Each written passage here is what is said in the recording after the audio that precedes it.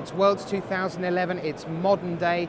He's been here all weekend long, it seems, in the tournament centre. Conley Woods still dominating the tournament. 13-1 at this point. Sure. The one was Palavida Damarosa, a teammate, and the math just says, I'm not playing you, have 3 points. Yeah, already locked. Might as well scoop to my teammates, try to get as many people from Channel Fireball on the topic. It makes sense. All right, now we're going to start with the mana base of this deck, because just look at the endless possibilities afforded by 4 Misty Rainforest, 4 Arid Mesa, 3 Scalding Tarn, 2 Stomping Ground, and then 1 Temple Garden, 1 Breeding Pool, 1 Steam Vents, 1 Sacred Foundry, 1 Hallowed Fountain, 1 Kessig Wolf Run, 1 Horizon Canopy, 1 Forest, 1 Plains. Yeah.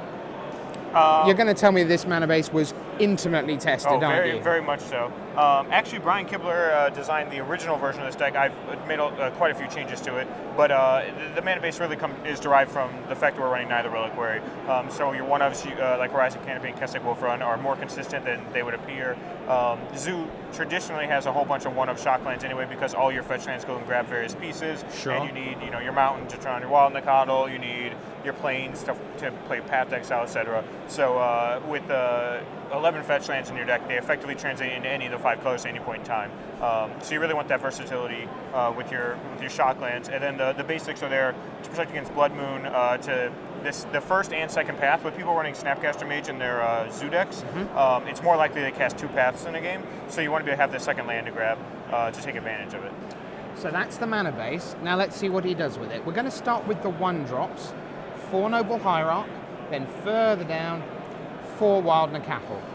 That's maybe less 1-drops than some decks would be running. Yeah, so some decks, my teammates are running Step Links and Curd Apes and whatnot. We opted for Noble Hierarchs, make the zoo a little bit bigger, go over the top a little bit. Exalted is very important, just with some other cards we have in the deck. And it also fixes your mana, another card that helps against Blood Moon, which is pretty important. A card that lets your Tarmogoyfs go over the top of their Tarmogoyfs. Not the most explosive 1-drop, but Wild Nacatl is still in the deck as like the best 1-drop in the format. So yeah, 8 1-drops is still pretty good. So then we get to the 2-drops, a pair of Qasali Pridemage, and then your full set, 4 Tarmogoyf. Yeah. So the 4 Tarmogoyf, I understand that. Tell me about the numbers on the Qasali Pridemage. We wanted some number of them. They're good against decks like Splinter Twin or even Ad Nauseam when they're running Phyrexian Knife. And again, Exalted's really important in this deck. Once again, to make your Tarmogoyfs over the top and to pump up your Geist of St. Traft. Just a good card all around. I wanted an additional 2-drop next to Tarmogoyf, and he's arguably the best one. That slot was competed with like Teague, Gaddock Teague, which helps against combo, but he's also like a non-factor in combat most of the time against opposing Zoo decks, whereas Qasali Pridemage, while not the ideal card against opposing Zoo deck, does let your Tarmogoyfs go over the top of theirs and your Wild Nacatls go over the top of their Wild Nacatls, etc. So Exalted's pretty important in this deck. All right, now there is one more 2-drop, but we'll get to that in a minute. Let's go to the 3s, and we have the full set of Knight of the Reliquary, and then 2 Kitchen Finks. So a little bit of life gain into the deck. Yeah, well, last time I played Zoo in 2009, I may have killed myself with some shocklands, as is famously told. Rumor may have had it, yeah. So I had to put some life gain in the deck. Neither Reliquary, again, he's your big finisher. He's the card that lets you, when you flood out, have a good game plan. He makes your deck more consistent, gets Kessig Wolf Run, which turns every single threat, including your Noble Hierarch, which is generally not a combat threat, into a viable threat. He's just a very good card. And then Kitchen Finks, we had a couple of slots that we were messing around with. Brian decided to run things like Lightning Angel, but I really wanted Kitchen Finks to help out against smaller Zoo decks, give me that life gain. It's pretty good against, like I brought it in against Matthias when he was playing Death Cloud. This is Matthias Hunt? Yeah, Matthias Hunt. I played against him in the first round and won. But he has like Death Clouds and go for the throats and things like that. He's just straight green-black, no paths, so at that point he has to use two removal spells to kill my Kitchen Finks. So just a good value card. I mean, he's been a player ever since he was printed.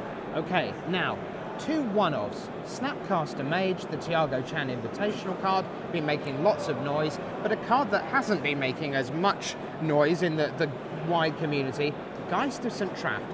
Where does this come from? Why does it fit into your deck? It really gives you a lot of speed against a deck, like a combo deck or a control deck, while also being immune to the removal, outside of Fire Spout. Fire Spout's the one exception. He was a 3-of originally, then he was a 2-of, etc.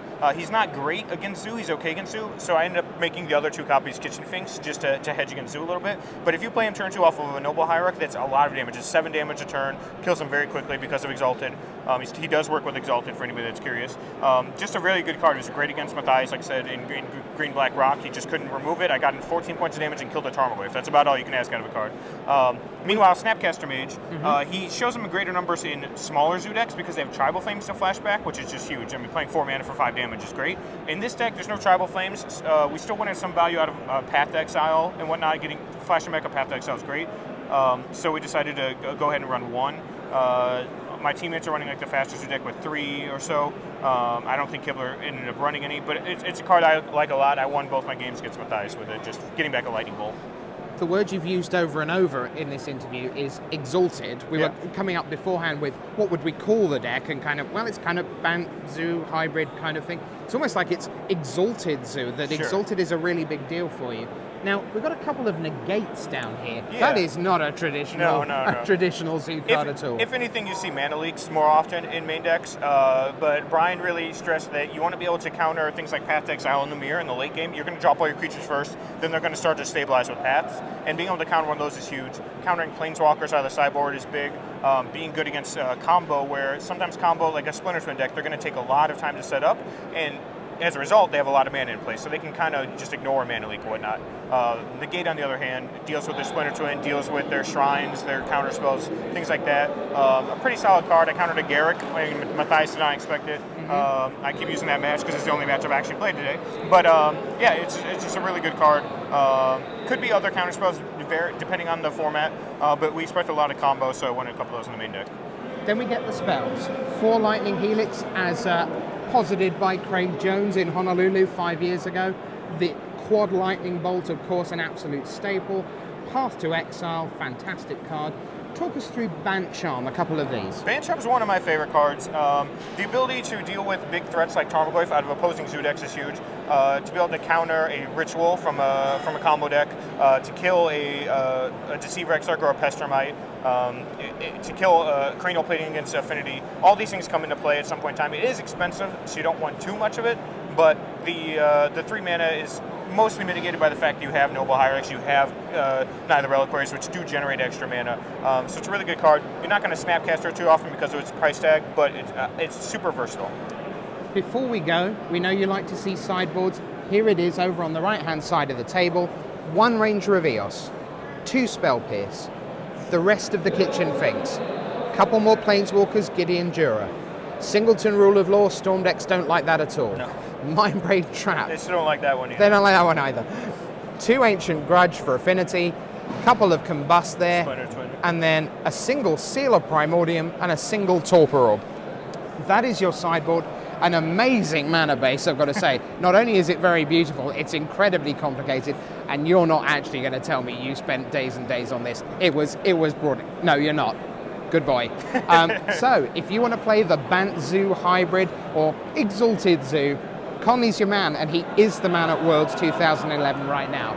For Conley, from Channel Fireball, I'm your host, Rich Hagan, saying bye.